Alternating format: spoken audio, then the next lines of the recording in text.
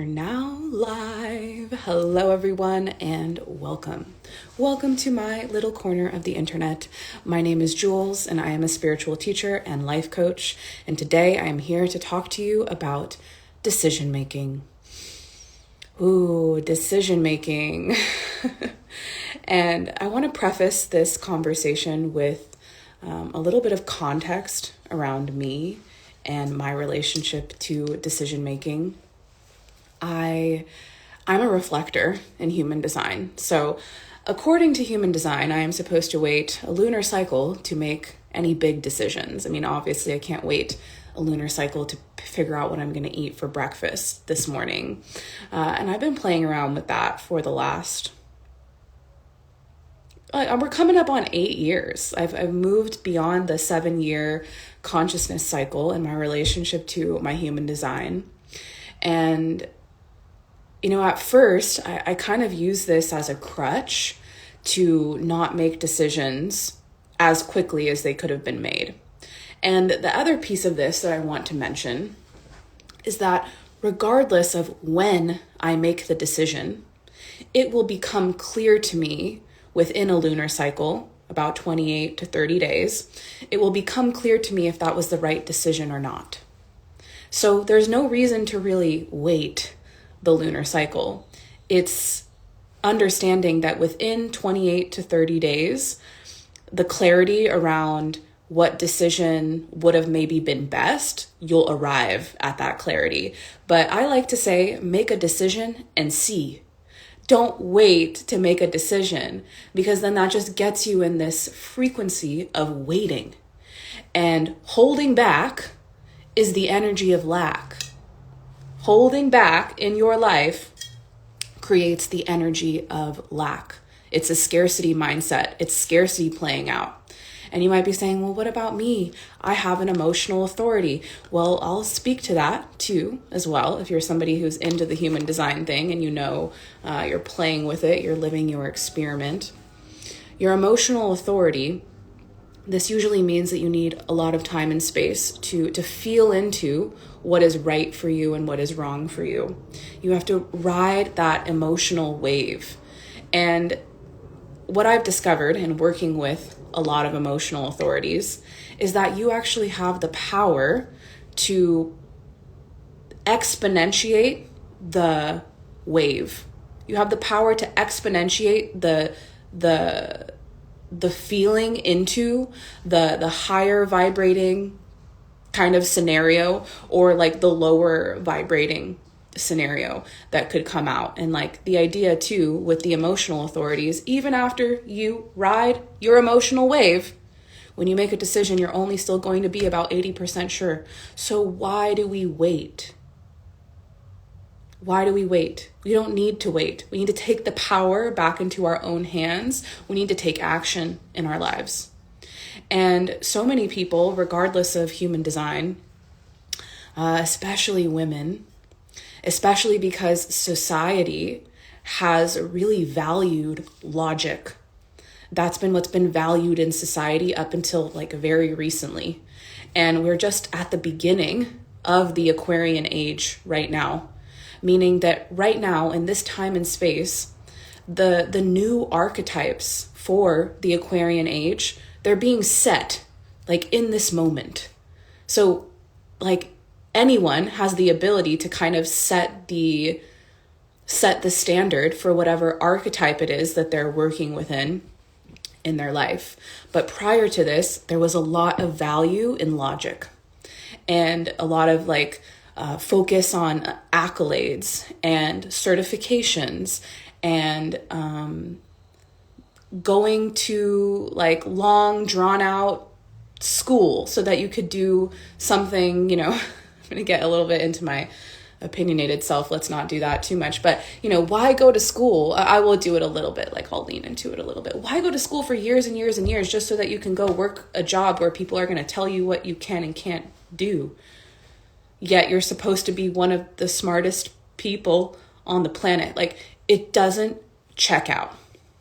It doesn't check out. I have met doctors, lawyers, people who had to go to school for many, many, many years that are extremely disconnected from their body, from their heart, and from the ability to make a quick decision that actually feels aligned for them. Yes, we can force ourselves to make a decision in the moment, for sure. But when you don't feel connected to that, then there can be some like residual resentment or regret around the decision that you're making. So what's most important about making a decision is that you feel like you can stand behind it, that you're connected to it in some way, shape, or form. And understanding that we are beyond the time and space where, well, I like to call it certificate consciousness is dead. It's dying. And that doesn't mean don't go get educated. That doesn't mean don't go sit at the feet of the teachers who you're just like, this person has something to tell me. Like, allow yourself to be in space with people who can teach you about life and how to operate your intuitive being, because that is where the magic is going to happen. And so many people will stay stuck in their mind because we've been conditioned as a society to really value logic. But if you look around what's been happening over the last few years, there's not much that's quite logical, right? And I don't know about you, but as I observe people who have been successful, there's been nothing like logical about that success. It's been led by something bigger than them.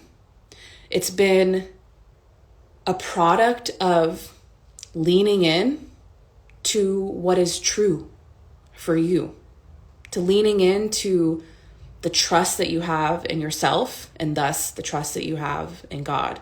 Like, these both go hand in hand. And because we have been taught to value logic so much, there are people that spend hours, months, years in their mind thinking about things and thinking that that's productive. Thinking is great. It has a time and place. But when you are setting out in your life to create something that is beyond your imagination, that is beyond logic, it's not a mental thinking that we want to lead with. It's a heart-centered thinking that we want to lead with. We need to learn how to lead from our heart, especially the ladies out there, especially y'all, especially. And unfortunately, women have become victim to the mind, victim to thinking about how they feel, and wondering why they feel like shit. Because you're thinking about it so much. So the mind is a great servant, but a horrible master. And so many of us have given the keys to our sacred kingdom over to the mind and said, you know what? If I think about it long enough, then I'll eventually make the right decision, and then I'll eventually be able to get what I want. Because we think that getting what we want is reliant on making the right decision. And what if I told you that there is no right, there is no wrong? There's making a decision and then feeling into that and gaining the wisdom from that decision. There is no right, there is no wrong. Make the decision and learn from it. We don't make decisions as like a transactionary thing. We make them so that we can learn things, so that we can lean into our life, so that we can show up big and bright and like with our whole energy body, like really participating in our life. Not participating here, but participating here. And living your life from this space will support you in being able to access more bliss, more joy, more compassion, more forgiveness. When you're living your life from this place, it's really easy to wind up in your own personal hell. And, my dream for everyone that I work with, regardless of if you just watch my videos online or you do programs with me or you do coaching, mentorship with me, my bigger vision, my bigger why I do what I do is because I want you to exit this body with as much peace as possible. Like knowing that like you did what you were here to do. Like you gave it your all. You weren't resentful. You weren't hard on yourself and everyone else in the world. Like you lived your life with your heart wide open. And yes, you got hurt. Yes, you learned some lessons from that. But what's worse, like constantly trying to avoid feeling or giving yourself the opportunity to like really feel and really receive the wisdom from that feeling. You don't need to think about how you feel. The only reason you might need to think about how you feel is to ask yourself, have I eaten? Have I drank water? Do I need a nap? Because we are human beings and sometimes we need to check in with those things. But beyond that, why do I feel so sad? Oh my God, the sadness is just so debilitating. Oh, why am I sad? My mom was sad. My grandma's sad. It's all just sad, sad, sad. Am I ever going to get out of this sadness? And it's like, you wonder why you can't hold joy in your life, because that's what the mental landscape looks like for you. And if this is you, like, and you feel majorly called out right now, first of all, you're welcome. And second of all, I want you to know that you don't have to keep living your life that way. There is such a beautiful way to relay with your life where you get to live it from the logic of your heart space. And here's the most beautiful thing about leading your life from your heart instead of your mind. You can make decisions much faster, much faster. Like I said with the emotional authorities, like you can accelerate the emotional wave. You don't need to be victim to the feelings, because ultimately that's you just thinking about the feelings, right? If there's a decision that I want to make, and I'm an emotional authority, I just have a lot of y'all in my circle, so I imagine that there's a lot of you on the Instagram as well. If I want to ride that emotional wave, I hold the decision as the emotional authority. I hold the decision in my heart space, and I allow myself to feel into the totality of the yes and the totality of the no.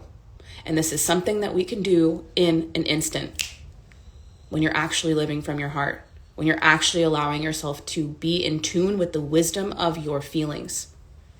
So we need to get out of the mind. We need to recognize when we're making our lives much more difficult than they need to be, simply because we won't let go of needing to logically understand why things are the way that they are. Take a look at nature. None of that is logic. Look at the trees, the branches, the directions that they go in. Nature is imperfect. It doesn't have an agenda. It just exists. And that's what makes it so healing for people. To just exist in your knowingness, to stand tall like the tree, to grow sideways, to grow upwards, to do whatever just feels good in the moment. And to trust that whatever that is in the moment, that it's going to be for your best interest. The biggest thing where we hold ourselves back from really being able to access the ability to build things is when we are constantly second guessing the decisions that we've already made. When you've chosen something, stick with it. Trust yourself. Feel into it. And if you realize that was the wrong decision, Don't go into the mental spin around, oh my God, that was the wrong decision. How stupid could you be? Wow, like, of course you did the wrong thing again. And if you have people in your life that are talking to you like this, eliminate them. Because most of the time, those voices in our heads that we're entertaining around decision making, they're not even our voices. You want to access your voice, your soul, your knowingness within you. You want to access that? It's here. It's here. It's not here. You want to access your knowing, your voice? In the heart space, babies, not in the mind. And, a big reason why people get hung up on what other people would say, or then they begin to allow those voices of other people to play out in their mind, is because people pleasing, needing validation from other people. You don't need validation from anybody but your own self. And you get that validation from making decisions, trusting that if it's the wrong one, that you're going to be able to handle it, and that either way you're going to learn something. So go ahead and make the decision, whatever it is.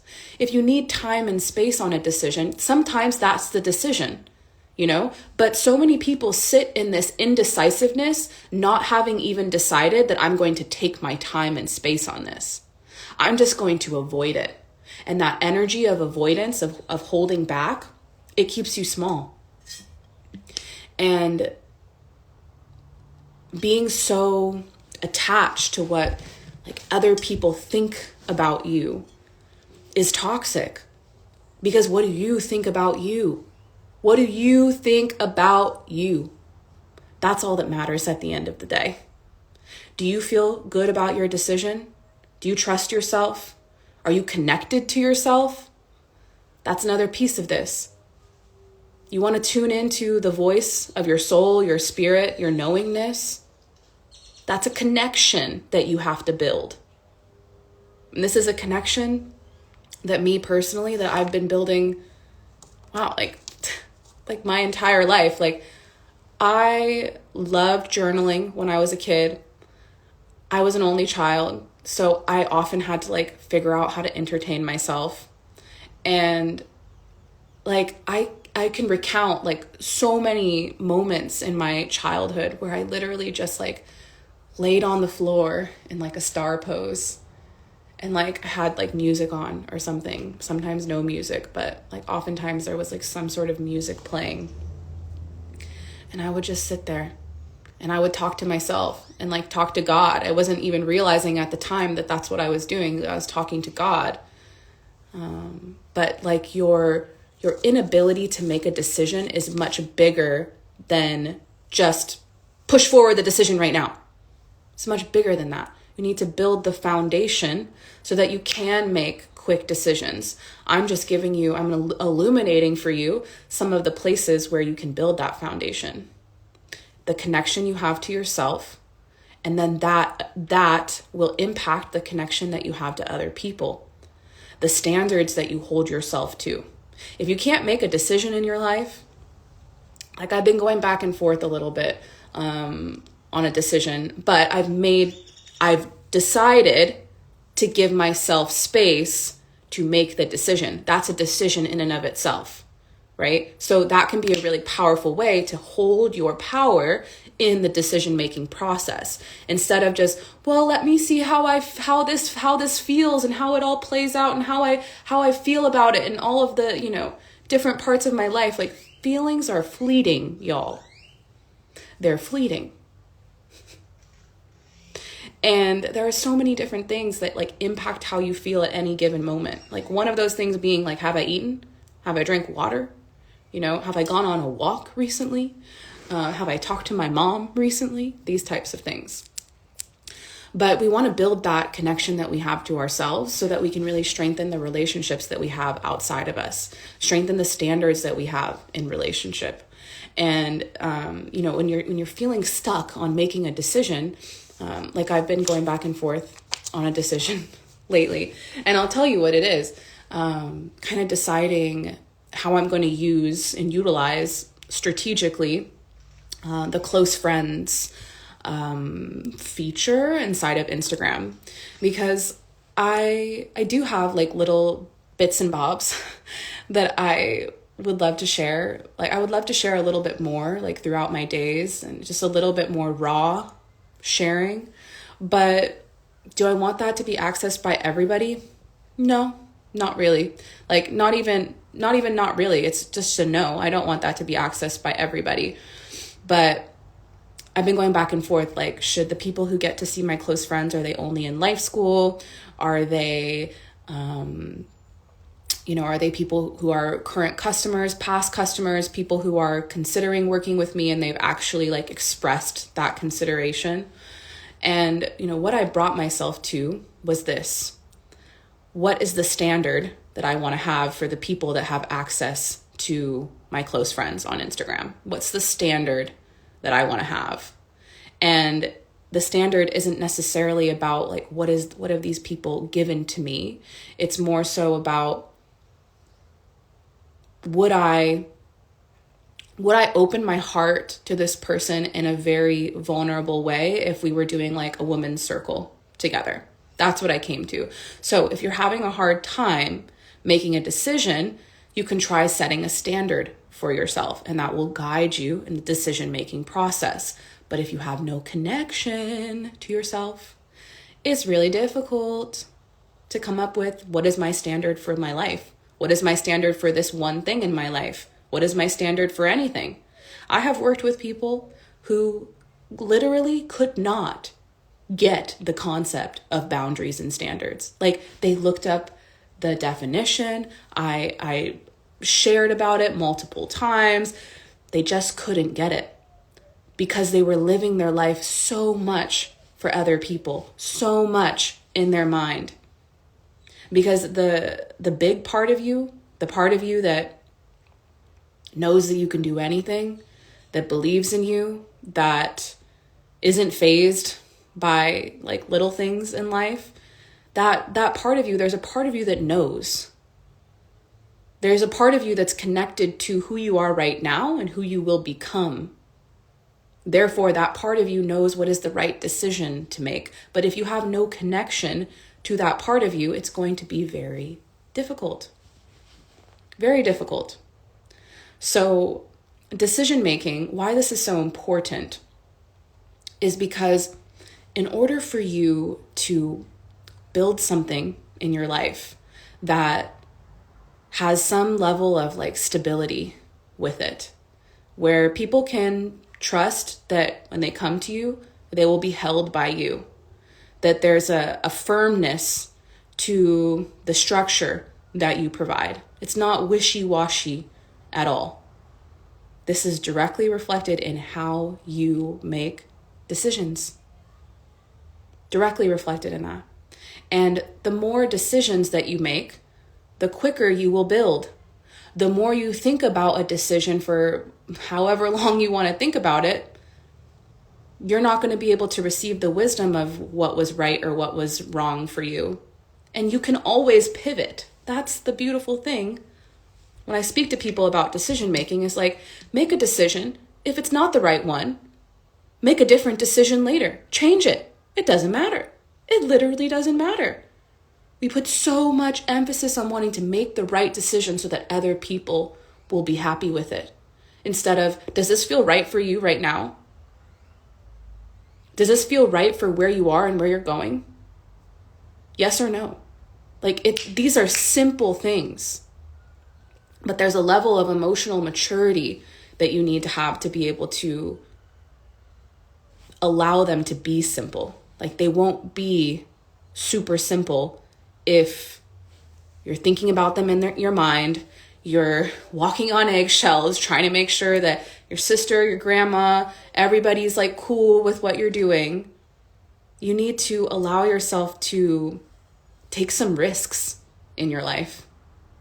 Take some risks, make a decision, create something, put it out there. If nobody signs up, you still do the thing.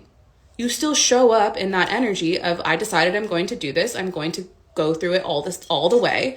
I'm going to allow myself to learn all of the lessons that are within this one decision, because now I get to strengthen myself in my decision making later. So when we hold back on making decisions, you're only hurting yourself. You're only hurting yourself. And it's like, to me, like, because the way that you get better at making decisions is by making them. By making them and see, like, fuck around and find out. Like, fuck around and find out. You're strong. You can handle it. Come on. It's going to be okay. There's no problem. Like, stop making things more difficult, more complicated than they already naturally are. And stop living with this idea that there's right and wrong, because there isn't. There is what is right for you, and there's what is wrong for you. And, there's this question of like good or bad, like God and the devil. And what I have to say about that is the devil is God. The devil is God. The bad decision is still a good decision. The most important part is that you actually make a decision and you allow yourself to relay with that decision and learn what you're meant to learn from it and become a master decision maker. Do you want to be a CEO of your life? What do CEOs do? They make decisions all day. If you're saying, I'm the CEO of my business, but haven't made a decision in the last 3 weeks, and you're sitting there thinking about what I'm going to do and how is it going to be and how am I going to make it perfect? It's just like, make the decision and build off of that decision that you just made. And watch the magic happen in your life. It's because it's the conviction that makes the world go round.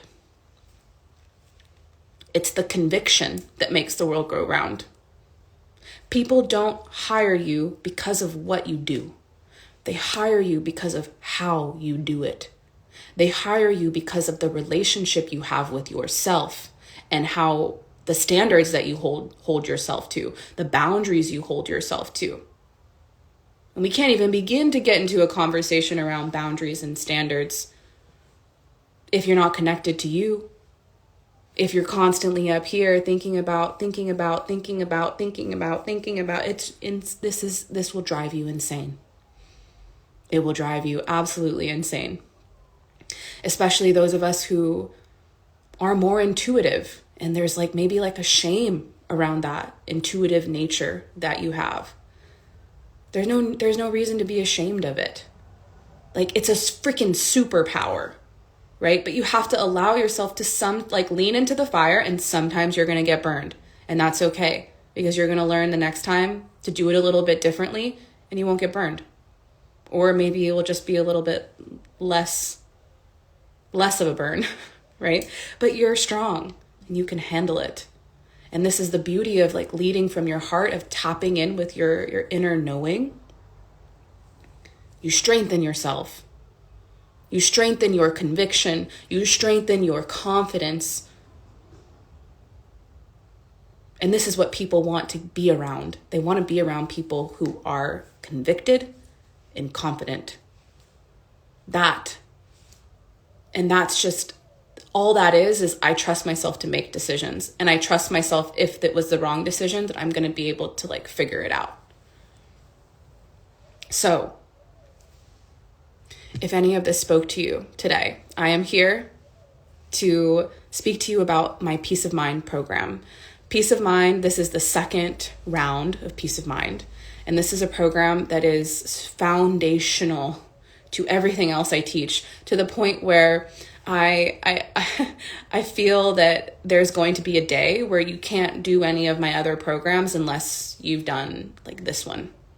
Because being able to connect to who you are, to know what is right for you, what's wrong for you, to have a level of like conviction in how you move through life, this is the sweet spot. This is where we can really build something that's beyond logic. I look at some of my teachers and what they built.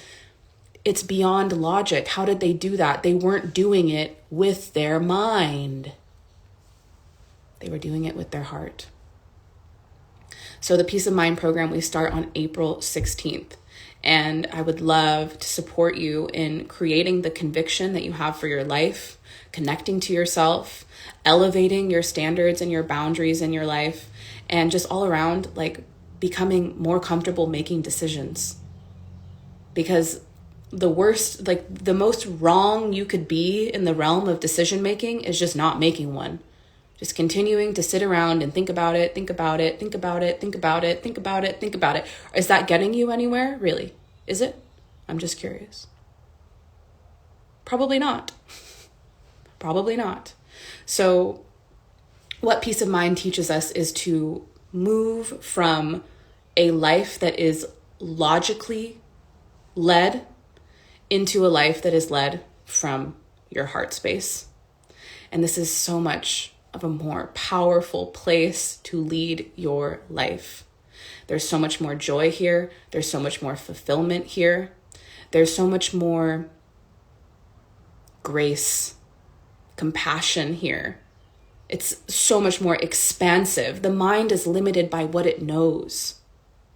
The heart is able to access infinity.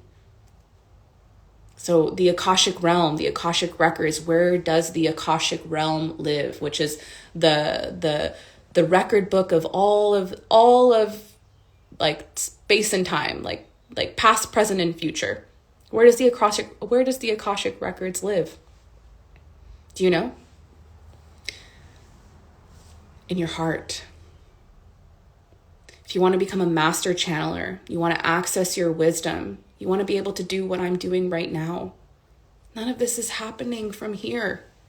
It's happening from here. So I invite you into this program. We start on April 16th. This is a gem. Like it's a freaking gem of a program. And this next round is going to be like so amazing. Like it's just going to be like so good. I'm so excited for the program. And more than that, like I'm excited for the transformation that's going to happen from this program. Last year I sold the program lifetime access. This year it's only 365 days access, or until I make a new round of Peace of Mind, which is going to be around a year from now. So Peace of Mind round 3 will be next year, like around this time. And I reached out to some of the women who have lifetime access. I invited them like back into the space, let them know like what's the game plan, all the things. And I can't even tell you like how beautiful it was to receive messages from these women that are from so many different walks of life. 30 years old, 60 years old, some of them having dealt with really like deep addictions, really, really hard things in their life, say like, I'm so grateful for this program.